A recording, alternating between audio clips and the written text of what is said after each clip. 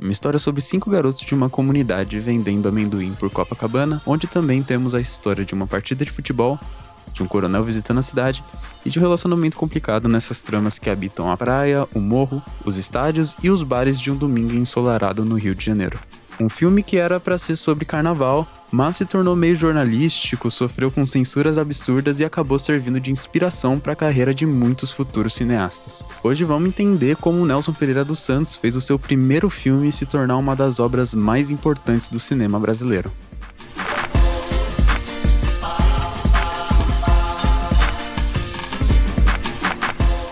No último vídeo aqui do canal sobre cinema novo, eu falei sobre o quão importante Rio 40 Graus foi para o surgimento desse movimento.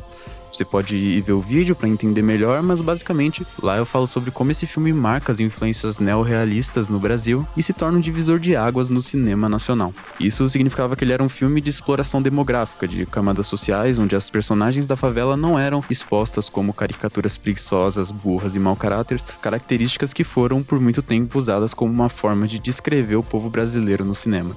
Nada disso. Aqui a história mostra uma luta real contra a pobreza das personagens, que são simplesmente seres humanos, em uma exploração cultural honesta das camadas sociais do Rio. A princípio, o filme se chamaria Cidade Maravilhosa e seria sobre carnaval. Mas assim que o Nelson Pereira dos Santos teve um contato mais próximo com a visão das favelas cariocas, ele decidiu fazer um filme dedicado a isso. Essa voz crítica do filme fez com que a obra tenha sido freada por uma censura que alegava que, dentre outras coisas, o filme explorava aspectos negativos do país. Possui um teor político subversivo e, por mais ridículo que pareça, essa censura também dizia que o título era enganoso, porque era impossível que os termômetros do Rio de Janeiro chegassem a 40 graus. Era só o que me faltava. O filme só é liberado para exibição mesmo em 1956, com a eleição do Juscelino Kubitschek. Essa coisa da censura é meio idiota, sim, mas a gente precisa considerar o contexto histórico do país. O Brasil estava ali no meio do seu experimento democrático, já tinha firmado suas relações com os Estados Unidos, e isso estava demonstrando um grande impacto na nossa cultura cinematográfica. Os filmes até então ou eram comédias mais bobas ou melodramas inspirados por Hollywood. Quando o Rio 40 Graus surge pegando essas influências do neorrealismo do Rossellini, isso acaba se tornando algo agressivo, impactante e muito importante, trazendo mudanças que ficaram marcadas para sempre na identidade do cinema brasileiro. Volta aqui pra você ver o que acontece.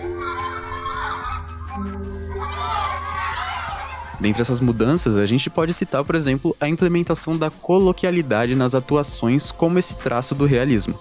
Antes disso, a gente via nos filmes um português formal e mais literário, frases que não eram ditas pelas pessoas no cotidiano, na prosa comum. E quando a gente ainda tá falando de uma cultura carioca das periferias, isso incluía também gírias, a despreocupação com erros de português e vícios de linguagem. Tudo isso sendo mostrado como uma implementação estética no filme. Onde é que tá tua irmã? Ih, o que tu quer com ela? Ah, desloca. Não conto não, só se me der um cachorro. Depois eu te dou. Desloca, senão te quebra o braço. Ah, tá em casa? Que nada, me dá logo 5. Desloca. Ai, me larga que eu conto. Você me dá mesmo dinheiro? No duro.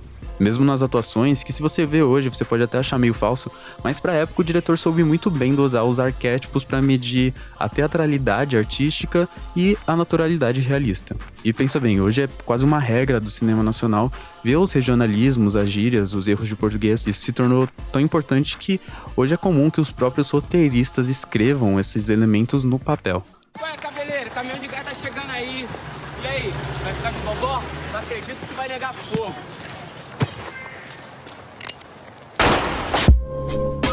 Outra coisa que o filme fez de diferente do comum pra época é o uso de locações reais para rodar o projeto, algo que sem o apoio de produção no filme vinha de uma falta de estrutura mesmo, do baixo orçamento, que o diretor implementou novamente numa forma de inovação estética vinda do neorrealismo. Os anos 50 no Brasil são justamente uma hegemonia de estúdios, e indo contra isso, Nelson Pereira vai se apegar novamente no neorrealismo italiano para fazer essas gravações externas pela cidade.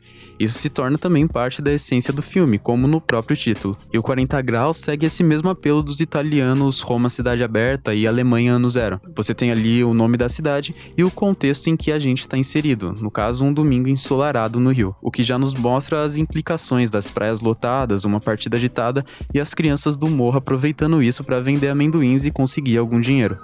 É uma inserção de mostrar que cenários poderiam agir como protagonistas, o que implicaria diferentes arcos a fim de uma exploração completa das diferenças sociais e culturais da cidade. Novamente falando de revisão crítica do cinema brasileiro aqui no canal, ali o Glauber Rocha vai inserir Rio 40 Graus como parte do realismo carioca teorizado pelo Alex Vianney. Esse realismo não implicaria somente uma forma de se contar a história, mas a agregação de elementos regionais, como ambiente, que fariam toda a diferença em que histórias seriam contadas e como isso representaria o Brasil. Não à toa o filme abre com uma vista panorâmica da cidade durante o dia e se encerra com uma panorâmica da cidade à noite, algo poderosamente representativo com a união das tramas que aparecem no encerramento da obra, que deixa claro sobre o que foi essa história que a gente acabou de ver.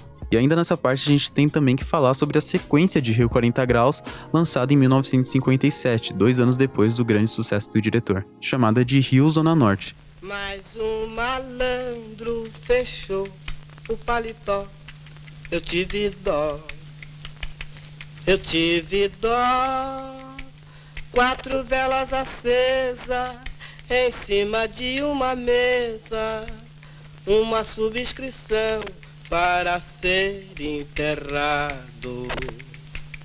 Morreu Malvadeza Durão, valente, mas muito considerado. O diretor disse que essa obra foi um fracasso em público e crítica, o que talvez tenha sido um exagero da parte dele. O filme realmente não teve o apelo da inovação e aquele mesmo choque visto em Rio 40 Graus, mas é indiscutivelmente um bom filme. A gente pode aqui enxergar diversos fatores que marcam as diferenças entre esses dois filmes, mas tudo isso vai nos levar a concluir que no fim, as maiores qualidades de Rio Zona Norte provêm, na verdade, das diferenças que ela tem de Rio 40 Graus. Eu mesmo acredito que a principal delas seja o abandono das diferentes subtramas na história que em Rio 40 Graus permitiam ao espectador uma viagem pela Rio de Janeiro por meio de diferentes camadas, como a gente já falou. E em Zona Norte, por outro lado, a história é centrada em um único protagonista, o sambista Espírito, brilhantemente interpretado pelo grande Otelo. O que cria uma trama bem mais sensível, com certeza, mas também abre mão da pluralidade cultural e desbravadora que vendia o filme anterior. Além disso, eu acredito que a presença das performances musicais pode ter feito alguns críticos virarem os olhos, enquanto o final do filme pode ter desagradado uma parte do público. O que, olhando hoje em dia, inegavelmente torna esse filme maravilhoso. Ele é surpreendente na montagem, na exploração do samba e da música erudita, no momento em que o Brasil estava ali de fato dividido entre a chanchada e a bossa nova. O último filme da trilogia, que seria Rio Zona Sul, acabou nunca saindo, o que é uma grande pena pra nós. Mas só com essa explosão que foi o Rio 40 Graus, o nosso cinema já foi capaz de se enriquecer muito, muito mesmo. Esse filme não só foi fundamental na criação do cinema novo, mas o seu realismo carioca é um marco na narrativa moderna do cinema brasileiro.